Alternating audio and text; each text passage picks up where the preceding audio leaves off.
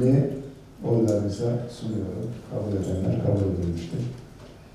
Teşekkür ediyoruz. Malatya'ya Çevre Şehircilik Bakanımız geldi.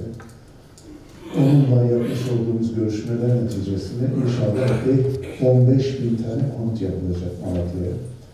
Malatya Saray Mahallesi, karşı tarafta Fuzuli, Tekmezar, o civarlar, valiliğin arkası. Oradan geliyoruz Emeksiz'in ana cadde üzerindeki binalar, Niyazi Mısri Mahallesi. Buralarda 15.000 tane konut yapılacak. Çarşı içerisinde, yerinde, dönüşümde. Tabii söyledik, Cezmi Kartay ve Akpınar özellikle Aslantepe Caddesi ile Çevre Yolu arasındaki kesimde de konut yapılması noktasında Bakan Bey'e talebimizi ilettiğimizde Bakan Bey şunu ifade etti.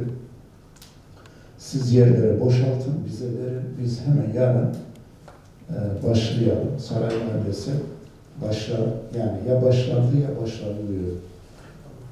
Diğer yerlerde de şöyle bir sorunumuz, sıkıntımız var. Yıkımı yapmamız gerekiyor.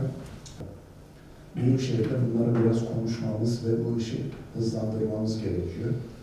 Tabii Büyükşehir veyahut da Battal Gazi binaların yıkımı noktasında nasıl bir tutum belirleyecek?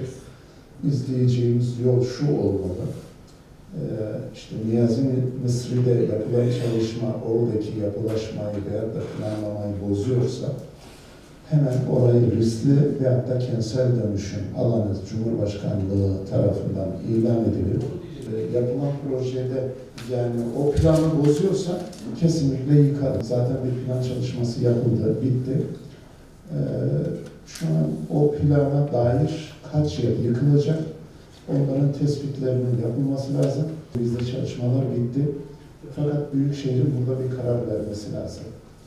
Yani bizim çizmiş olduğumuz projenin orada onaylanıp bakanlığa verilmesi lazım.